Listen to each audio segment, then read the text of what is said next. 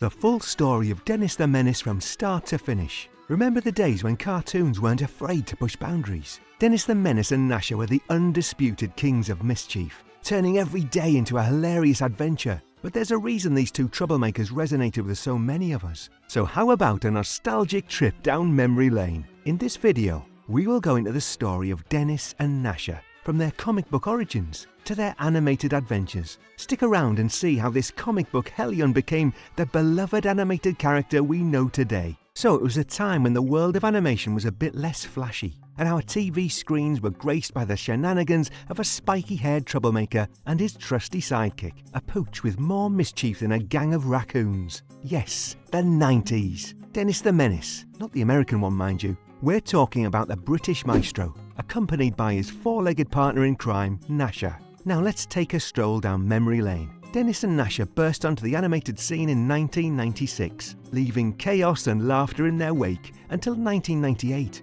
That's right, 2 glorious years of pure animated pandemonium. Based on characters from the Beano comic, the show quickly became a household favourite. I mean, who could resist the charm of a spunky kid with a slingshot and his canine partner whose idea of a good time was probably more mischief than a monkey in a banana factory? Not me. And the BBC, British Broadcasting Corporation, was the cool parent who let us hang out with Dennis and Gnasher from April 2nd, 1996 to May 7th, 1998. It was the golden age of animated revelry. But, like all good things, this animated extravaganza had to end. Reruns kept the flame alive on CBBC until January 2009. And if you missed those, well, that's on you. It was Collingwood O'Hare Productions and DC Thompson & Co. that collaborated with BBC Television, Flex Tech and Polygram Video to produce the animated series adored by so many 90s children and still today. Now let me tell you about the characters. First, meet Dennis, the 10-year-old dynamo of mischief, a pint-sized tornado of trouble with a heart of gold. Sure, his pranks might occasionally tip the scale towards pandemonium, but in his way, Dennis manages to save the day, and dare I say, the world itself. A feat that earned him a spot on Blue Peter after clinching an art competition. But every mischief maker needs a partner in crime, and for Dennis, that's none other than the iconic Abyssinian wire-haired tripound, Gnasher. These two are inseparable, a classical duo that makes Batman and Robin look like amateurs. Gnasher, with teeth capable of chewing through almost anything, stands as the piece's hero, or should I say, the unsung canine genius. Dennis's family, caught in the crossfire of his antics, includes his dad, a hard-working office-goer, perpetually trying to keep up with his son's escapades. The poor man's disciplinary measures often fall short, proving that dealing with Dennis is challenging even for the best of dads. On the other hand, Dennis's mum seems to handle the chaos with a dash of humour, effortlessly navigating the storm that is her son's adventures. Her ability to keep her cool, even when her household objects become improvised driving lesson tools, deserves a medal. Let's not forget the secret weapon in Dennis's corner, his granny, Gertrude. 8 decades young and still a menace at heart, Granny is the source of Dennis's mischievous genes. She's the only adult insane enough to provide Dennis with supervision and survive the ordeal. Riding motorcycles and munching on pizzas with everything on them, Granny is the living embodiment of the saying, age is just a number. Dennis's partners in crime, Curly and Kevin Pieface, add more fuel to the mischief fire. Curly, the loyal friend ready to stand up for Dennis. Pieface, the dim-witted pie enthusiast, completes the menace trio. On the flip side, we have Walter the softie, Dennis's next-door neighbour and arch-nemesis. Always a step behind in the mischief game. Walter's attempts to outshine Dennis usually end in spectacular failure. Accompanied by his best friend and girlfriend Matilda, Walter's schemes add a touch of rivalry to the mix. And if that's not enough, throw in Sergeant Slipper, the local policeman, and the Colonel, a military veteran with a tank in his front garden. These two, sometimes enemies, sometimes allies, ensure Dennis's adventures are never short of challenges. And just when you think the chaos has peaked, we have Foo-Foo to introduce, Walter's pet poodle, and Gnasher's rival. Though a minor antagonist, Foo-Foo attempts to outdo Gnasher at his game, leading to comical confrontations. Series 1, Episode 1. Now let's begin with our story. In the first episode of Series 1, Dennis, the cheeky kid with the untamed mop of black hair, finds himself facing every kid's worst nightmare, a trip to the local barber, Slasher Brown. Dennis isn't just worried about a trim, he's convinced it'll drain him of all his strength. So what does Dennis do? Well, he goes all out to dodge the barber's chair. Slingshots, fake tears, and even a daring escape out the window, you name it, he tries it. It's a riot of chaos as Dennis does everything he can to keep those locks untouched. But the inevitable happens, and Dennis gets a trim. I took the liberty of working while you slept. Now sporting a new look, Dennis becomes the star of A Barber's Most Wanted show. The World Federation of Barbers, led by the menacing Slasher Brown, declares him a refugee for resisting a haircut. Teaming up with his trusty sidekick Gnasher the dog, Dennis turns the town into a playground for a hair-raising chase on his cool go-kart. No one can stop us now, Gnasher. We must free the world from haircuts. Series 1, Episode 4. Dennis, always up for an adventure, couldn't resist the temptation of a day trip on the old SS Rust Bucket, especially when it included a race around the Cape of Good Hope. He persuaded his faithful Gnasher and always trusting friend Pieface to join him as a volunteer. Unbeknownst to them, Captain Trout, the always frustrated captain, had hidden intentions. And this is your first job.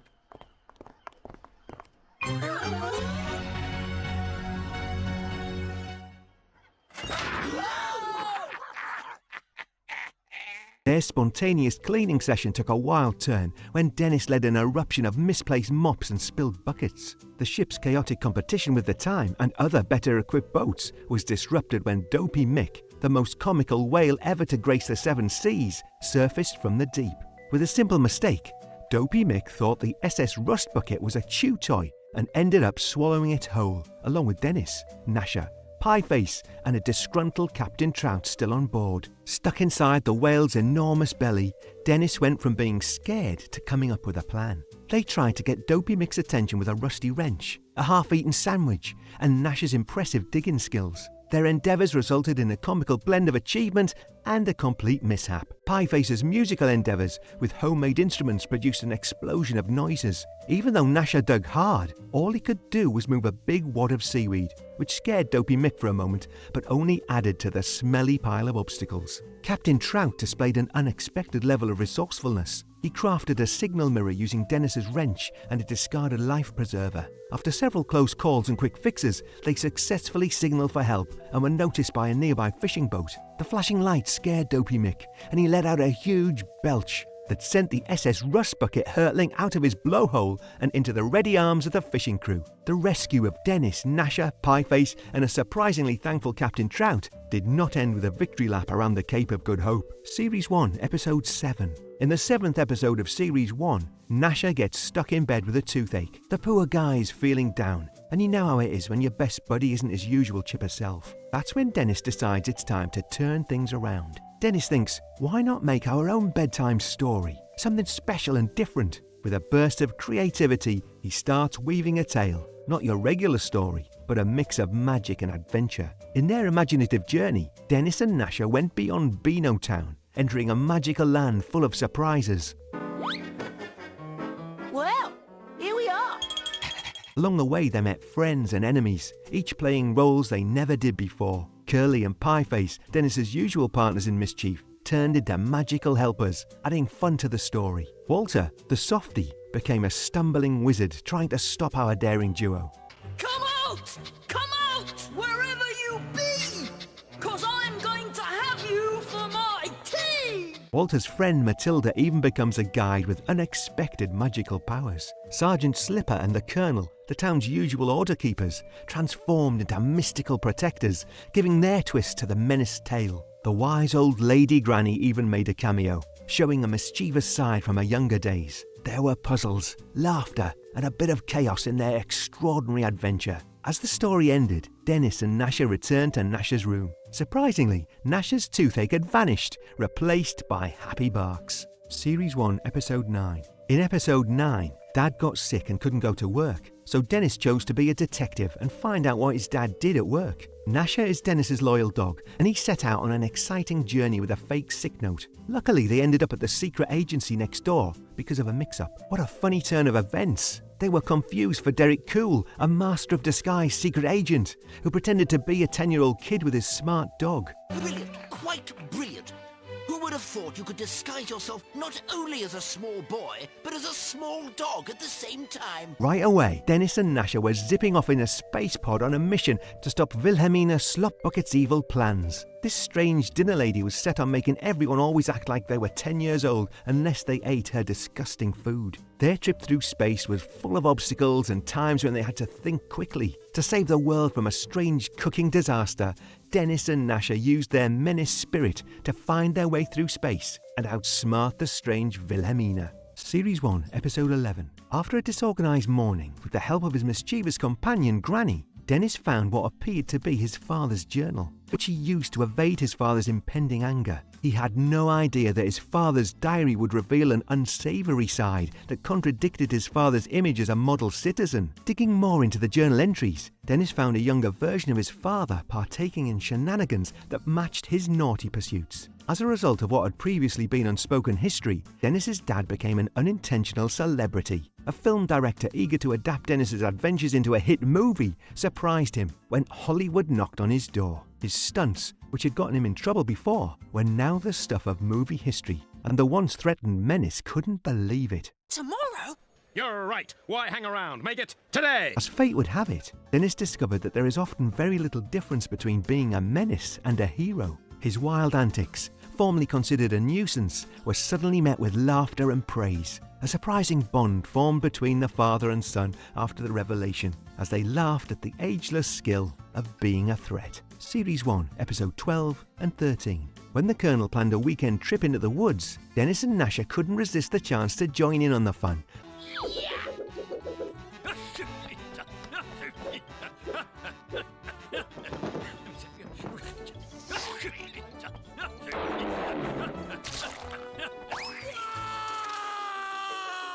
And caused some random trouble. When they came across a more serious and possibly dangerous situation, what started as a jokey plan to have fun took a sudden and unexpected turn. Dennis and Gnasher didn't know it, but the woods were home to more than just their wild adventures. The wildfire story that Genghis Khan, a dangerous circus gorilla who got away, was running free in the same woods spread like wildfire. The two dangerous people were suddenly involved in something serious, so their normal antics were no longer just for fun. They found out that Genghis Khan had become very interested in Dennis's grandmother. Best of 3, okay?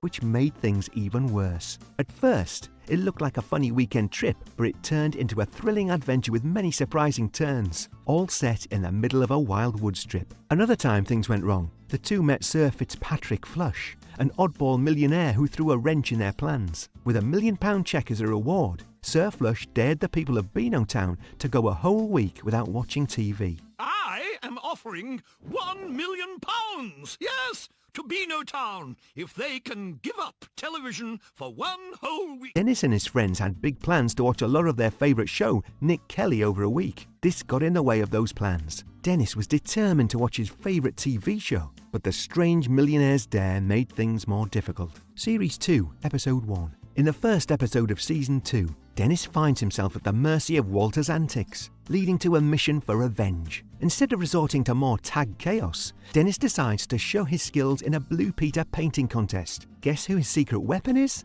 None other than his trusty buddy Gnasher. The Blue Peter contest became a battlefield for those arch-rivals turned artists. Armed with brushes and paint, Dennis and Gnasher unleashed their creativity, creating a masterpiece with a touch of mischief. Done? I've done a painting, Mum. Modern art. I seem to have gone over the edges a bit. Gnasher's paw prints and Dennis's daring strokes made their painting stand out in a sea of ordinary entries. As the whole town eagerly watched, the competition became an epic showdown. The mischievous duo faced off against Walter, proving that art can be just as thrilling as a game of tag. The results were a mix of laughter and surprise, making Beanotown remember this art clash for a very long time. Series 2, Episode 2. So, Dad really wanted his holiday to be calm and trouble-free. But you know Dennis, that wasn't going to happen.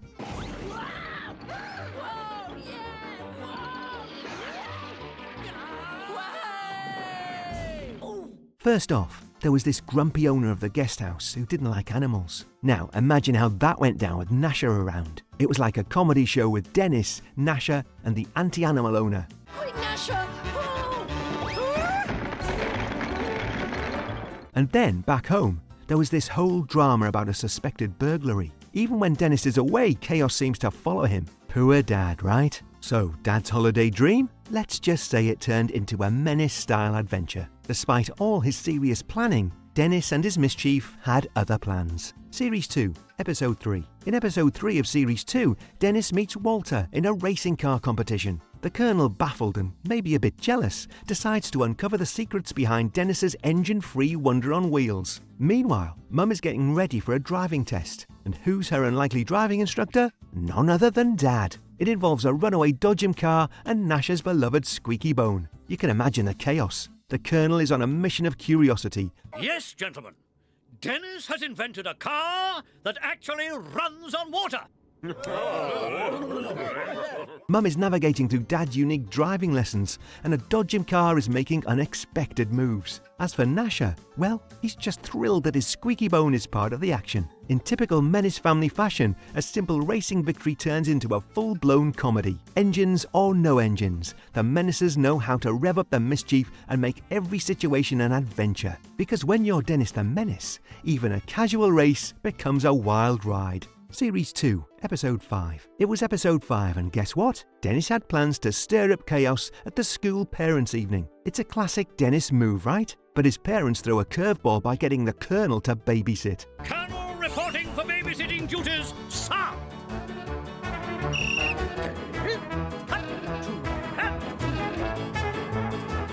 Walter, the telltale extraordinaire, is also invited for a sleepover. As if things weren't complicated enough, a top-secret weapon decides to aim at the school. Only Dennis, the master of mischief, has the insider knowledge to save the day. So, you've got the Colonel in charge, Walter witnessing the Menace household firsthand, and Dennis racing against time to prevent a school disaster. It's like a Menace family reunion, with chaos, unexpected alliances, and Dennis proving once again that he's not just causing trouble for the sake of it.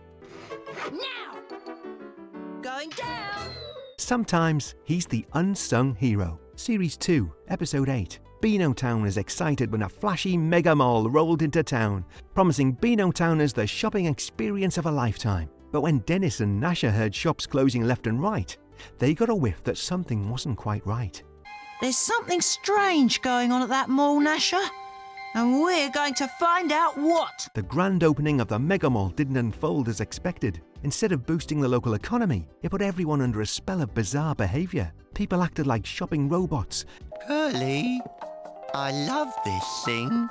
Me too, pie face. And our dynamic duo, Dennis and Gnasher, weren't the ones to let a mystery slide. Dennis dove into the mall madness with his adventurous spirit, only to fall victim to its peculiar charm. Series 2, Episode 11. Things go from classy to crazy when Mum's cool new job at the art gallery takes a crazy turn. Thanks to some sick dogs, a group of pirates who steal art take the gallery's main piece. Oh dear. They found out the statue is a fake. And it's all the fault of that Dennis. And plan to use it as the head of their ship. Now that Mum's job is in danger, it's up to Dennis and his brave team to fight these sea criminals.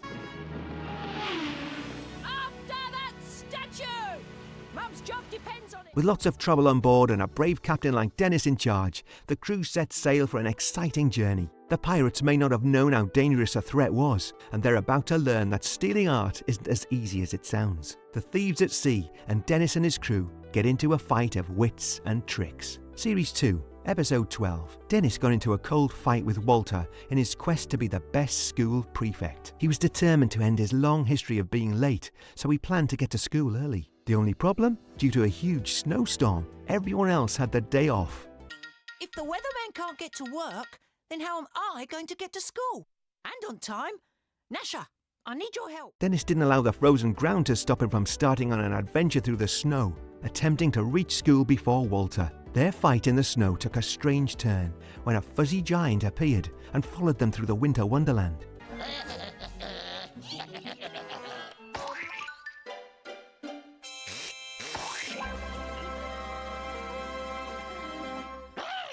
The terrible snow creature added to the chaos, and Dennis and Walter had to deal with the winter tasks while also trying to become school prefects. Series 2, last episode. In the series finale, Dennis and Gnasher were taken aback when they received Jacques, a gigantic information-loving friend, instead of the model space racer jet set kit they had hoped for. The students and even Matilda, whom Dennis was disappointed to see, were won over by this surprise addition, which caused quite a stir at school. May I, Mathilde, ma petite? I say! The waltz is a 3/4 time dance originating from a popular folk dance in Germany and Austria in the late 18th century. Not everyone was overjoyed with Dennis's new hideous partner, even though Jacques enchanted Beano Town. The neighborhood was thrown into a state of excitement and fear when the massive information enthusiasts showed up there. So, in the last episode, Dennis had to deal with the chaos Jacques had sparked.